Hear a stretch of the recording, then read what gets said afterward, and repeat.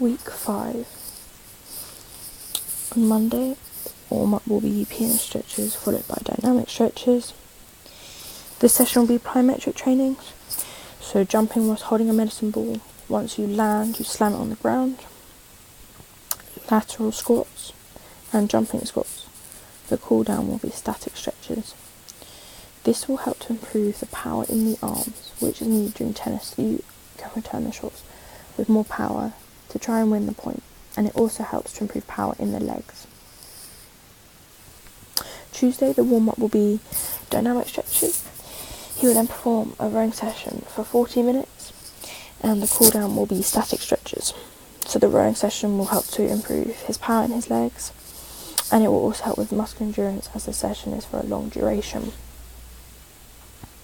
Wednesday will be a rest day, so due to the high intensity of the days before, he will take the day off to make sure he is rested and recovered so that he doesn't injure himself and so that he can rest his muscles.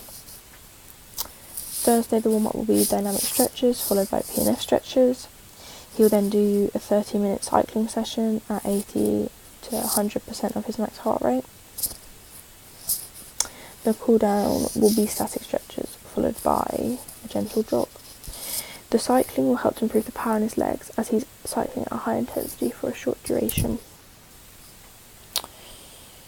Friday will be a Pilates session, so the Pilates will help him recover from the day before as it was performed at high intensity, so it will help to re-stretch his muscles so that he doesn't injure himself. Saturday he works all day.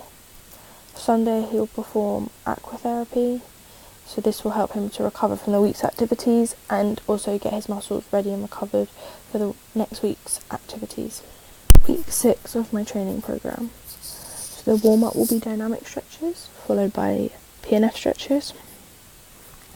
He will then do a fartlek training, so he'll be running at 70 to 80% of his max heart rate for 5 minutes, then 80 to 90% of his max heart rate for 2 minutes, for a total of 40 minutes. His cool down will be static stretches followed by a gentle jog. The 70 to 80% will help with aerobic fitness, which is needed for tennis, as he will be able to last a whole game. The 80 to 90% will help to improve his sprinting. It will also help to improve his muscular endurance, as he would have just finished a 5-minute run and then have to sprint for 2 minutes without a break, so his legs will be constantly working. Tuesday, the warm-up will be dynamic stretches, and he will then be doing SAQ training at high intensity. This will involve tennis ball drop, zigzag drill, and a figure of 8, the T-bar, ladders and hurdles. He'll be doing these for 5 reps each, then moving on to the next drill, and he'll repeat this whole circuit twice. After he finishes the SAQ training, he'll be doing skipping for 10 minutes. So he'll be doing 1 minute of skipping followed by a 10-second rest. His cool down will then be static stretches followed by a gentle jog. So this will help to improve his speed, agility and quickness, which are all needed in tennis. If his speed increases, it means he'll be able to get to the opponent's shots quicker. And then if the agility increases, he'll be able to cover all areas of the court quickly and as he won't be always running in a straight line.